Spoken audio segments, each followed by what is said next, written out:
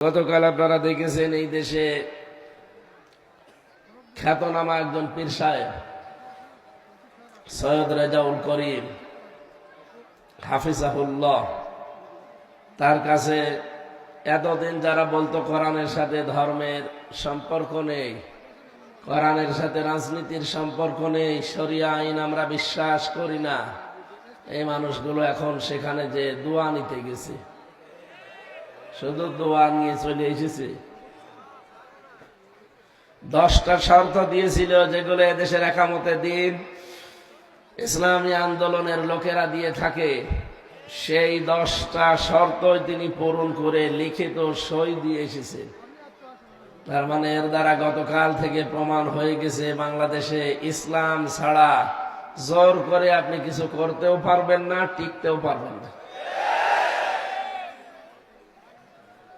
ইসলামের একটা জয় জয়কার ভাব এই বাংলাদেশে আমরা দেখতে পাচ্ছি। গত 3 দিন আগে আমেরিকার গোয়েন্দার একটা রিপোর্ট এদেশে প্রকাশ পেয়েছে, তৃতীয় একটা রাজনৈতিক শক্তি ইসলামপন্থী যারা এরা এদের উত্থান হতে যাচ্ছে।